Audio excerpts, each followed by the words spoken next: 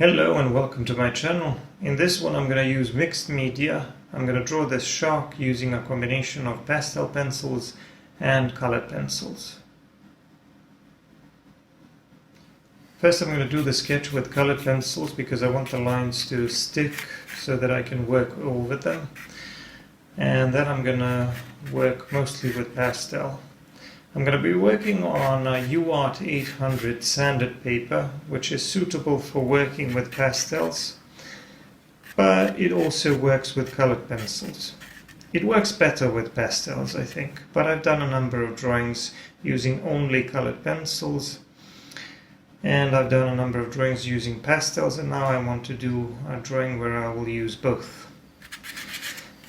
The advantage of pastel pencils is that you can cover large areas quickly and the coverage is better. They blend more smoothly. Colored pencils are a little bit better for details and things like that. As for the background, it's mostly going to be blue or bluish background, and it's going to be a very simple background with just a few lighter details at the top to indicate that there are maybe some rays of sun breaking through the water and illuminating the top part of the shark.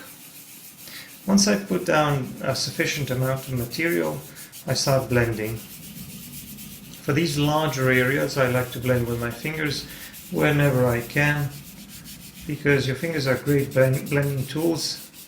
They really allow you to push the pastel into the grain of the paper and also to blend them thoroughly. I used a couple of different blues there, but I feel like some parts of the background need to be even darker. So I'm going to use a little bit of black pastel pencil and then a little bit of blue pastel on top of that, and then mix those two together. So these corners will be a little bit darker. The reference is going to be in the description if you want to examine it. I will simplify the background a little bit and focus on the main subject, the shark. So I want a smooth transition from those darker areas to those lighter areas where the rays of sun are breaking through. And like I said, I need to blend thoroughly. This is sometimes a bit of a challenge because the paper does get saturated with all that pastel dust. I started putting in a little bit of white pastel first here in this part of the background, which needs to be a little bit lighter, and then I'm putting a bit of blue on top of that. The blue I'm using is something like a light phthalo blue. That's going to work for the most part. And in those areas where I need a darker color, I will just use a darker blue and maybe throw in a little bit of black pastel pencil. I have a very limited range of colors with these pastel pencils. I'm using the Kohinoor pastel pencils. And as for the colored pencils, I'm going to use Faber-Castell Polychromos colored pencils. So pastels are Kohinoor, colored pencils are Faber-Castell. I'm making this other corner darker as well by adding a little bit of black pastel and blending that in. So everything that is in the center or around the center will be a little bit lighter. And of course, it's very important for me to create contrast between the main subject and the background, which is why I'm cleaning up some of these edges before I actually start working on the shark. But before I do that, I need to draw these rays of sunlight breaking through the water. And to do that, I'm going to put a little bit of white pastel to imitate the shape and the direction of those rays of light. And I'm going to blend them thoroughly because I don't want any lines. It needs to look smooth. Sometimes when I blend, I also lift up a little bit of the material and start revealing the background color of the paper, so that's not good. So the trick is to saturate the I'm cleaning up the edge again. I need to remove that blue pastel before I start working on the main subject. The trick is to put a sufficient amount of material but not to overdo it with the blending. So you need to find the right balance. I think the upper part of the background looks pretty good for now. I'm not really going to do much more with it. I'm just going to move on with the rest of the background here on the left. You'll notice that in most of my drawings, especially when I'm working with media that's prone to smudging, I work from top to bottom and from left to right. That's because I'm right-handed and I want to minimize the amount of smudging. I will put a piece of glassine paper under my hand to minimize the smudging, but the order in which you draw things, especially the background, can help a lot. So I'm starting to work on the tail, and it's of a little bit darker color. I'm going to use a combination of colored pencil and pastel pencil now. I would only use a pastel pencil, but the thing is that I, as I've already mentioned, have a limited range of these pastels. And I'm just going to have to use a combination of the two because I have much more colors in the Faber-Castell Polychromos colored pencil range. So I put down this Prussian blue first, which is a fairly dark blue, and then I soften it with a little bit of this lighter blue. So I'm essentially muddying the colors by applying the lighter colors on top of the darker ones, achieving a blending effect. Now, it's important for you to understand that this would be impossible to do on regular paper. Only on sanded paper can you achieve such an effect where you can layer in such a manner. On regular paper, you would never be able to put lighter color on top of the darker one with a colored pencil, and you certainly wouldn't be able to put a pastel pencil on top of the colored pencil, because colored pencils are either oily or waxy, and the pastel dust doesn't really, you can't really apply pastels on top of that. Here you can do it because the tooth of the sanded paper allows you to do that. You would really have to press very hard and saturate the grain of the paper in order to lose that ability to layer, but you usually won't have that problem. So that's what I'm using. I'm using the tooth to create smoother blending. And another thing that I've already mentioned, but it's important to understand, is that I'm using colored pencils here, not just because of the ability to create details, but also because of the ability to create some new colors that I don't really have in the Kohinoor range. So I have a limited range of pastel pencils, so I'm sort of supplementing those with colored pencils. So I'm starting to work on this dorsal fin, if that's the proper term. I'm going to start with a darker pencil first again, and I'm going to blend on top of that with some lighter pencils like I did with the tail. And once I'm happy with the texture, or the lack of texture, because I want to make it smooth, I will just move on to other areas. And there's going to be a tiny lighter detail here on this right edge, which is kind of facing up towards the light source. So we must never forget the direction of the light source, where it is coming from, because all of the parts of the body which are facing towards the light source are going to appear lighter. Just finishing this lower part of the tail now, which also needs to be darker so that it would stand out against the background. Now I'm cleaning up the upper edge of the shark's body, and I'm going to put in some white pencil here because that part of the shark's body is facing up and it's really illuminated by those rays coming from above. So that's the lightest part of the shark's body, and I'm using a white pencil for it. I really want a lot of contrast between that light part of the body and the background. After I do that, I will put in some more of this bluish color to cover the rest of the shark's body, because the shark's body will appear mostly bluish in this scene, mostly because it's taking on or is influenced by the colors of the environment. Nonetheless, we still have to establish a range of value describing the shadow areas and the lighter areas, so that we can show the shape and the volume of the shark's body and how it interacts with the light source. Again, I'm working with that darker pencil now on this lower edge of the shark's body, which is facing away from the light source. That was the Prussian blue, by the way. I switched to a dark indigo, which is going to be the darkest color I'm going to use here.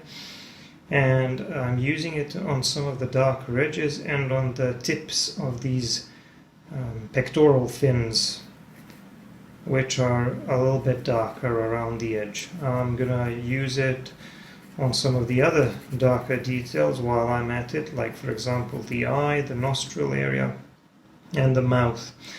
In addition to that, I will always go on top of that with some lighter pencils like the Prussian blue, and then even lighter pencils like the middle and the lighter phthalo blues. So I'm going to be mixing these two types of pencils, colored pencils and pastel pencils, whenever I need to produce a smoother effect. So the whole body of the shark now looks a little bit bluish, but it will start to look a little bit more convincing when I describe some of the relationships between lighter and darker parts of the body.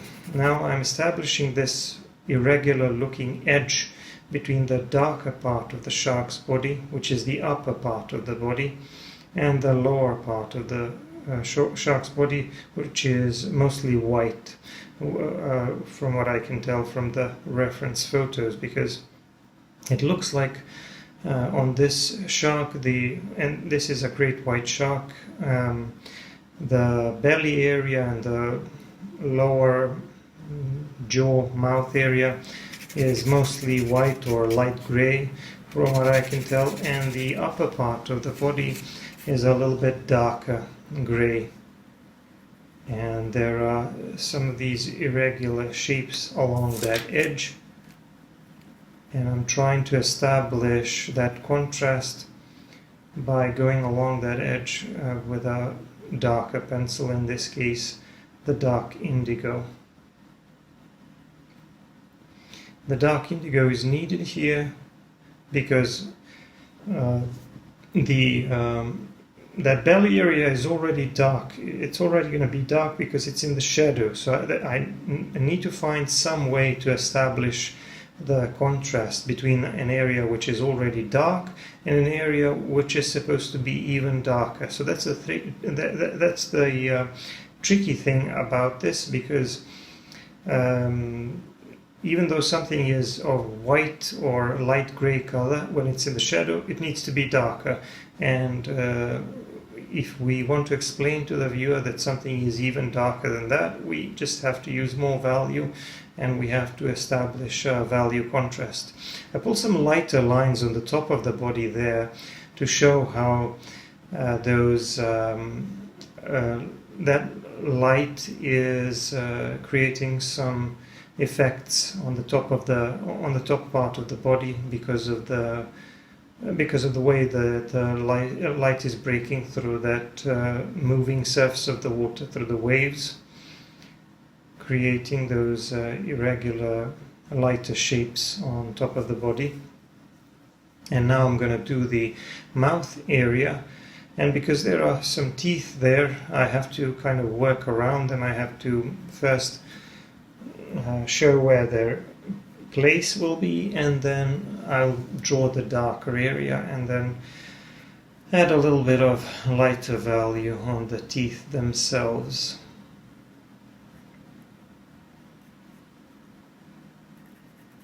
And I'm going to do that with a dark indigo. Now notice that I'm kind of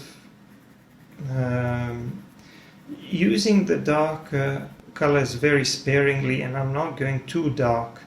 That's because this scene takes place in the water, and when you're looking through the water, everything is going to be kind of not necessarily blurry, but a little bit more subdued in terms of the contrast. Like there's a layer of bluish color on top of everything, softening everything, softening the contrast, softening the textures and everything. That's why I'm making everything bluish, and that's why I'm making sure that even some of the colors which would maybe appear darker if we were to see the shark outside of the water, I'm kind of making them a little bit more bluish and a bit more subdued. But you can see how much the blue pastel pencil helped me soften some of that ugly texture just by dragging it on top of the areas which I've previously covered with a colored pencil. I'm going to do the same thing here around the tail area and the middle part of the body in order to establish that contrast between the upper part of the body and the lower part of the body and the belly area, which is obviously of lighter color. And a few more of those lighter details on the top of the back area, as well as a slightly cleaner edge around the dorsal fin and the whole back area of the shark. And now we're going to draw some of these smaller fins at the back around that pelvic area.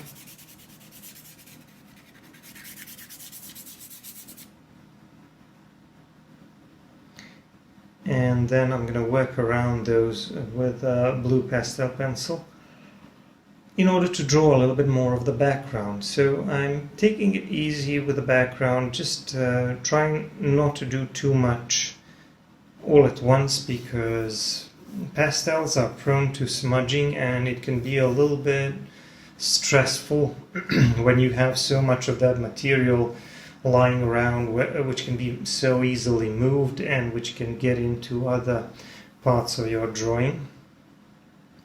And that's why I'm trying to work in a certain order, mostly working from left to right and from top to bottom, but sometimes I have to work around certain parts of the body and then go back and refine them a little bit, like I'm doing here with the tail, because a little bit of that lighter pastel dust covered some parts of it, and now I need to go back in and re-establish that contrast. But then again I also need to remove a little bit of that texture. So it's kind of a back and forth process, but it's not as tedious or as long as it sounds. This whole drawing probably takes around an hour and a half, maybe 2 hours, depending on how detailed or how neat you want to make it. But once you know what you're doing with both of these types of pencils, it shouldn't be that messy and it shouldn't be that complicated. That said, at one point I will have to use a little bit of fixative to fix some of that dust, because it will interfere with me trying to give the drawing a more refined look and put down some finishing touches. But I'll get to that much later, once I've done most of the work on the main subject as well as the background. Anyway, doing a little bit more work on this pectoral fin now. Those are the large ones on the sides. The one at the top is the dorsal fin. That's the one that sharks are most famous for. That's the one that you see sticking out of the water. And I've put down a lot of that darker color on the whole belly area. I know that it's mostly white or light gray in real life, but here it's facing down, it's facing away from the light source. So it needs to be darker. It needs to be of darker value. so that we could explain to the viewer that relationship with the light source. Just adding some light details on the top edge of that pectoral fin, because that's the part that's going to be exposed to the light source, and then adding some darker details here around the gill area. So those are the gills. I'm going to refine those a little bit, maybe a little bit later, but right now I'm just focusing on some of that contrast between the upper part of the body and the lower part of the body. I still need to do a little bit more shading on the lower part of the body, and also soften it, soften the textures a bit with pastel pencils. The tip of this pectoral fin, as well as the other one, is of darker color, almost black, I would say. So that's why I'm using a darker pencil. I used a touch of dark indigo, and then I softened that with some lighter colors to make a smoother transition. And this whole surface here, this whole pectoral fin, is largely in the shadow. I'm going to start with a darker color. I'm going to use that Prussian blue first to establish a darker color. Then I'm going to blend a little bit and put some lighter blue pencil on top of that, lighter blue pastel pencil on top of that. And the end result, as you can see, is a color that is smoother, blended in, but a little bit lighter, but not too light, because it still remains a little bit darker. So if you, once you finish that blending by putting the lighter pastel pencil on top of the darker one, you can always add a little bit more of the darker pencil, so you can go back and forth if you feel like it needs more value. Just put in a little bit more of the darker pencil. That's what I do. And you can get it to look both darker and smoother. But if you have a nice range, a much greater range of pastel pencils, depending on what brand you're using, then maybe you can get away with just using pastel pencils. Here I decided to use a mixed media, a combination of the two. You may feel like you don't need that. You may feel like you can just use pastel pencils. I should really look into some other brands. Not that these are bad, these are really nice pastel pencils. It's just that I want to be able to have a few more colors and maybe buy them separately if I need some colors more than others, for example. Just doing a little bit more of the background here at the bottom and on the right side. I need to finish that, and I need to work around the shark's body to finish the background and then define that edge, and just basically wrap things up by cleaning up those edges and adding some finishing details. But of course I need to finish most of the background here first, because most of the body is done as well. I mean, I've done most of the shading. I still need to do a little bit more work on the details, but I feel like it's at least 90% done, which is why I thought that it was the right time to finish the rest of the background. Now you can see there's a lot of pastel dust flying around. This allows for slightly smoother blending, but at the same time it's becoming a little bit frustrating dealing with all that dust. So now I'm gonna get into cleaning up the edges, working around the edges of the main subject, and making sure that I have a clean edge to value around the main subject, so that I would define it in a very clean and simple way, where the main subject ends and where the background begins. That's why you need a clean edge to value. And I'm doing the same thing on the lower jaw area and then the belly area, on these pectoral fins and the pelvic fins.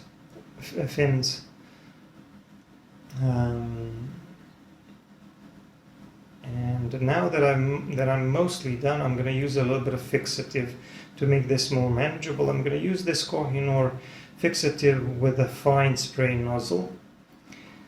And it sort of did the trick because it fixed a little bit of that pastel dust.